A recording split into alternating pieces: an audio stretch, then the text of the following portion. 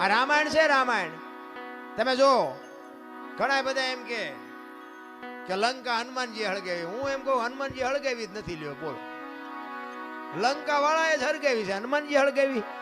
દિવાળી કોને મૂકી હતી? તા ઓલો બચવા હાટું માણા ભાગા ભાગ આપણને કોઈ હળગાવે ભાગા ભાગ ન કર્યું. ગોદડા એમને જ વીટાડ્યા હતા, તેલ એમને રેડ્યું હતું, દિવાળી એમને મૂકી હતી. હનુમાનજી તો બચવા હાટું ભાગ્યા. હવે ગોદડા હળગતા વેરાણા લંકા હળગી, એમાં હનુમાનનો વાંક શું?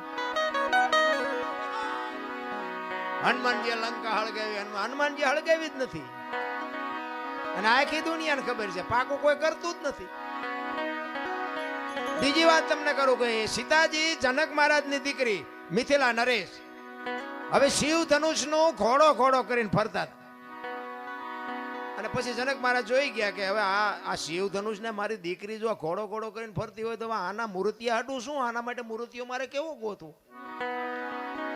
એટલે પછી સંયમવર રચવાનું નક્કી કર્યું કે આ ધનુષને જે ભાંગે એને મારી દીકરી વરમાળા પહેરાવે.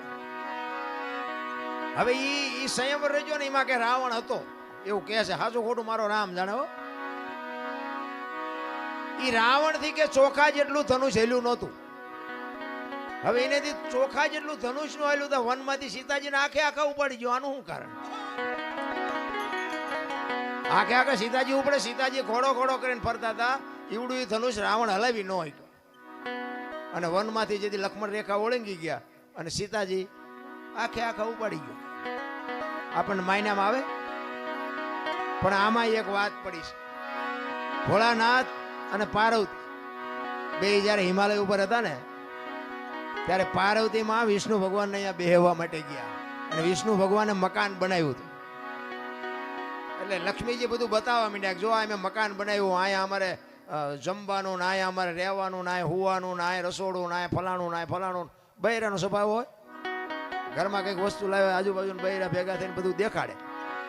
એટલે પાર્વતીને કહે છે કે મેં આ બધું બનાવ્યું અને તમારે દીકરા મોટા થયા કે મકાન બકાન કઈ કરવા નથી. એ કે આ તો અમને હાય વિરુદ્ધ નહીં હતા. પાર્વતી ઘરે આવીને ભોળાનાથને કહે છે કે પ્રભુ મકાન આપણે નથી કરવું, આ છોકરા મોટા થઈ ગયા. ભોળાનાથ વિચાર કરે ખરું મકાનનું અત્યાર સુધી કોઈ ધ્યાન મગજમાં આવ્યું જ નહોતું, અત્યારે ક્યાં જાય?